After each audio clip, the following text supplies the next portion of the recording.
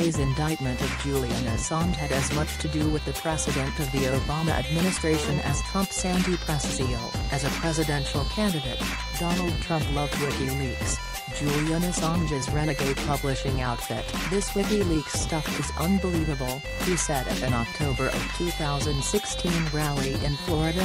"This WikiLeaks is like a treasure trove," he fawned in Michigan. His seemingly boundless admiration for Assange's organization amounted to over 160 mentions of the site throughout campaign season.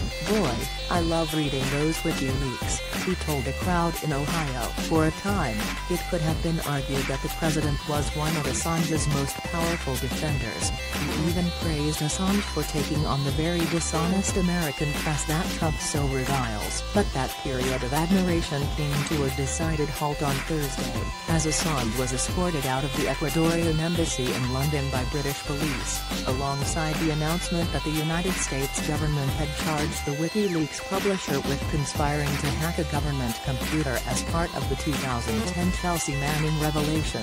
Trump's erratic fondness for WikiLeaks has stood in stark contrast to his outward antagonism toward the mainstream news media. His broadsides against the press have become a central part of his messaging as president, according to research done by the Committee to Protect Journalists. A full 11% of his tweets since taking office have contained negative rhetoric about the press. He has popularized the term fake news, and on multiple occasions referred to the news media as an opposition party and the enemy of the people. And while these attacks are of a piece with Trump's political style, Thursday's indictment of Assange had as much to do with precedents set by the Obama administration as it did with Trump's anti-press zeal. While some politicians and commentators have come to the defense of the press in the face of Trump's rhetorical assaults, few have done the same for Assange in the wake of Thursday's indictment. Perhaps because of Assange's sexual assault allegations, his objectionably heterodox politics,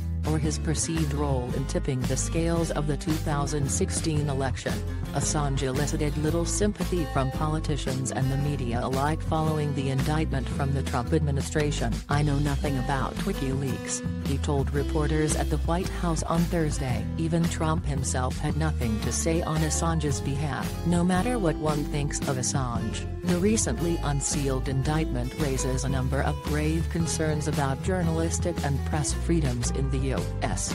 The indictment carries just a single charge: conspiracy to commit computer intrusion, a hacking-related violation of the Computer Fraud and Abuse Act, which carries a penalty of up to 5 years in prison. But a closer examination of the language of the indictment suggests troubling ramifications for First Amendment press freedoms in the future. That might seem narrow and specific. The indictment includes many more allegations that reach more broadly into typical journalistic practices, including communication with a source, encouraging a source to share information, and protecting a source, says Carrie Dessel, staff attorney at the Knight First Amendment Institute. Those raise serious First Amendment concerns. In fact, the manners and means of the conspiracy portion of the indictment enumerates a raft of standard journalistic procedures whose inclusion has caused multiple civil liberties groups to condemn the Department of Justice for overreach. Among Assange's supposedly conspiratorial acts are the use of an encrypted chat service called Jabber and a special folder of a Dropbox. And while the indictment doesn't charge Assange with espionage,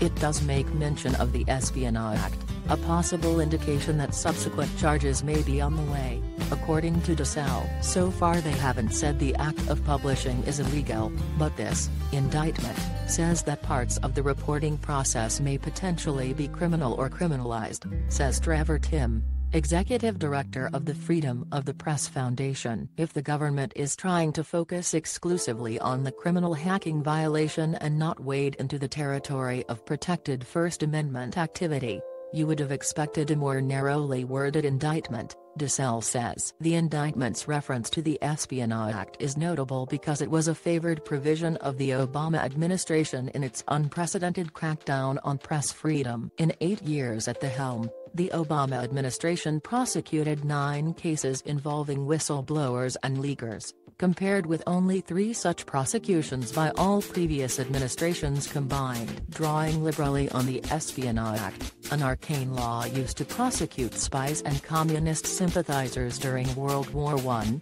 The Department of Justice under President Barack Obama prosecuted leakers while spying on reporters and monitoring their phone records. In the high-profile case of New York Times journalist James Risen, they even attempted to compel the revelation of confidential sources. In fact, Thursday's indictment against Assange relied exclusively on information from the 2010 trial of Chelsea Manning, who was famously sentenced to 35 years in prison for leaking compromising information about American troops killing journalists in Iraq.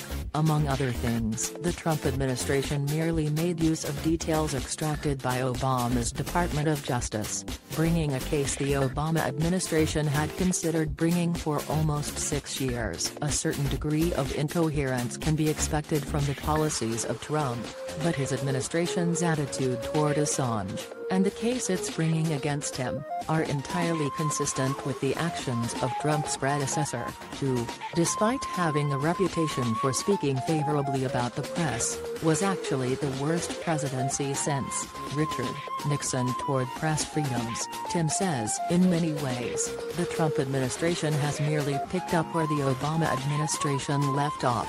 According to Tim, the Assange indictment was actually something the Obama administration had looked into, but ultimately decided against, concerned that pursuing it would infringe on core press freedoms. That same thing happened in the case of Risen, who ultimately avoided prosecution after winning a 7-year court battle attempting to force him to testify. So far, his administration is in the process of prosecuting at least 5 leakers, putting him on pace to break the Obama administration's record. Yet the Trump administration may yet be raising the stakes beyond what we've seen previously. And while the sitting president's bluster on Twitter about the press has received most of the headlines, this latest indictment means that there's now a much more clear and present threat to the actual rights of journalists. Tim says, Manning has been returned to jail after having her sentence commuted by Obama in 2017. They are taking a step beyond what the Obama administration has done,